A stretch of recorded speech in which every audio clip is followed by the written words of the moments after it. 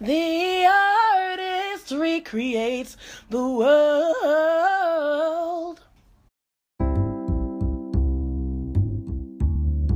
Welcome to The Artist Recreates the World. I am with Genesis Tramaine.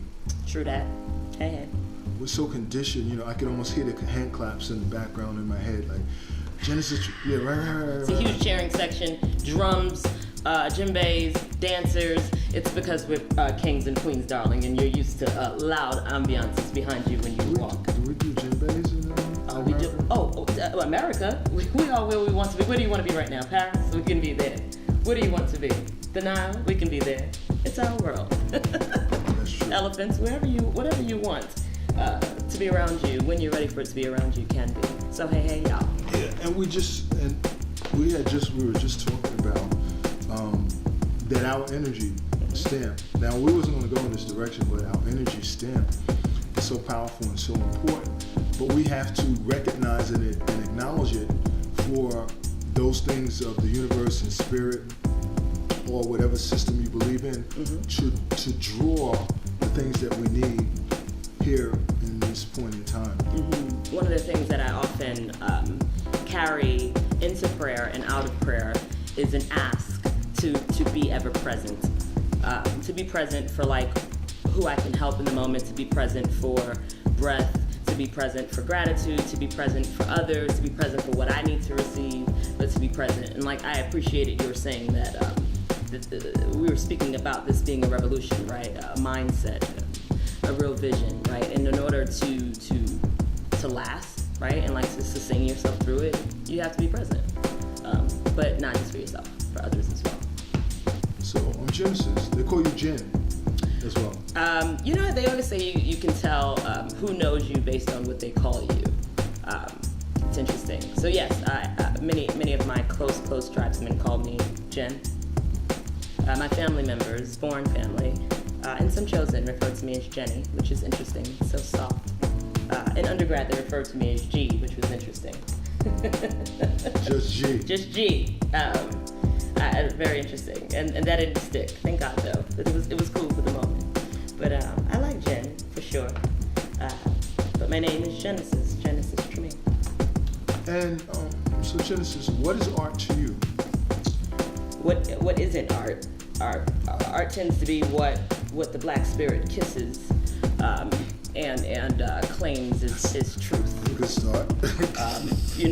When black spirits touch something, it becomes culture. It becomes golden. It becomes hot. It becomes a camaraderie, if you will. So art, for me, right, because that's the only perspective I can speak through. Art is the connection that I feel when the love I have for myself meets the congruence of God's love for me in color. And I've been given a gift to message it through painting this time around. Sometimes in my day, I'm teaching. Sometimes in my day, I'm being a sister to someone. But art to me it's the emergence of all of those things. Of course, the elements around what creates a painting or the scripted manifest of what we think art is, right, is one thing. But for me, it's where I'm sitting with my highest self. So, and I have to say, I'm listening to your explanation, and I was looking at your work, and your work really exemplifies that. And that there's these intricacies. I see portals. I look at your art, and I see all of what we don't understand of our connection to the earth, to the whole, to the universe, and what we do understand. So you see eyes, you see ears, but I see in some of your pieces you have these eyes in so many different places, which to me symbolize all of these tremendous connections that we have to time, to space, to the universe. You want to speak to that, or even speak to your pieces? Yeah, I mean, here's the reality. I've been here before. I've been here before. Try to get closer. I've been here before. And I'm grateful to be here again. And I'm blessed to be in a space where I'm checking into myself in the right now, right? And that allows me to extend myself creatively this way. To God be all glory. And because I've been here before in spirit, and I'm here again in physical form, in female body form, I'm able to communicate my experiences through a narrative that's unheard of. Because I'm a queer, black, gender non-conforming, sometimes female body painter. And so yes, all of those things come through the imagery and the work, absolutely. Some of the signs are majestic in that I don't quite understand them. Some of them are quite clear and they make perfect sense to me. I'm very aware of color use. I'm very aware of pattern use, brush stroke. But in the process, in the creative process, I'm trusting spirit to communicate the message as it should be communicated. And so for me, yeah, the portals are present because I'm traveling. I'm traveling through time when I'm painting, spiritually at least. Wow, that is a great answer. And so I like talking to you because you're one of the artists that really have that connection between spirituality in terms of the language and also understanding how it connects to the work and everything else.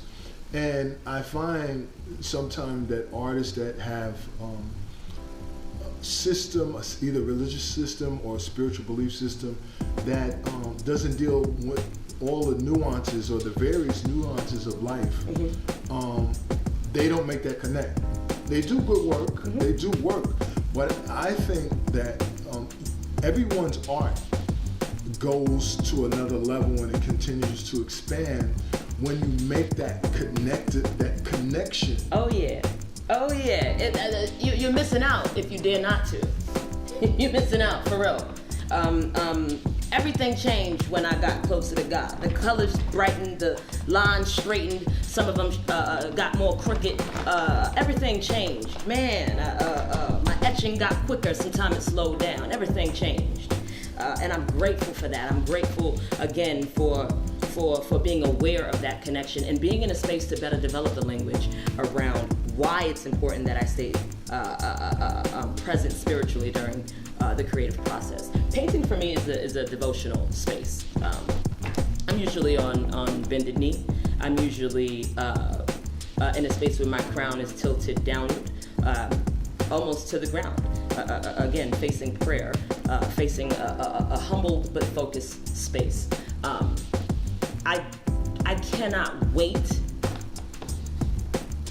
to continue this journey because the true growth or the true blessing is that there's evidence.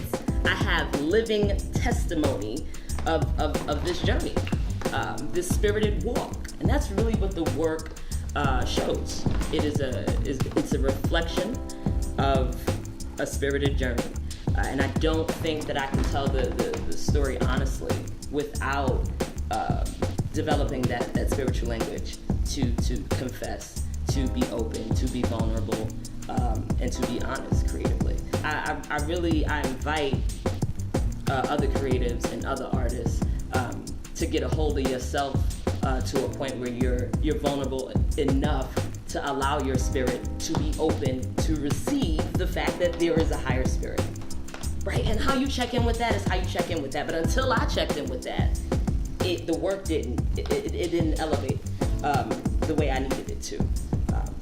And another reason why it's important that I stay connected to the work spiritually is because it's easy to get lost in the hustle and grind of the art world. It's easy to get lost in followers and likes, and it's really easy to like chase the fame, if you will, the money, if you will, and lose the vibration of spirit. The connection that spirit can create for your life. So like, I have to stay close to who I am spiritually, and I have to be honest about that being the whole point of the process. If not, I'm just another artist, to be honest. In my most humble opinion. No. Yeah. Right? Like if not, I'm just typing another message. I'm just sending another text message, right? Like if I don't keep it authentic to the why, and if I'm not honest about the source, right, then I'm not really communicating the message, which means I'm not delivering the truth that the revolution needs now, right? That's why the work is present now, right? That's why it's coming through this I can be a queer-bodied female woman speaking about God and the spirit that encompasses me because of where I am now, because of where the world is now. And so I'm really grateful for that. But when you say things like you see portals at work and all of that, it's really a reminder that I'm exactly where I need to be. Wow. How do I follow that up? The cocktail, but it might be too early, I don't know. No. I mean, how do you follow it out? No, it is spot on. So what are your suggestions for people that are not, what you just said, they don't really feel like, because you can do art in this culture and you're just doing art. You said it. I was talking to Jerry Gant recently, and he was talking about how, sometimes an artist can just do a good thing or do art in a good place, but it just sits there. It stays there, and they do it for comfortability's sake. In other words, the culture will respond to it because it addresses social issues, but it has no power other than to fill that space. Right. And I won't say no names. Right.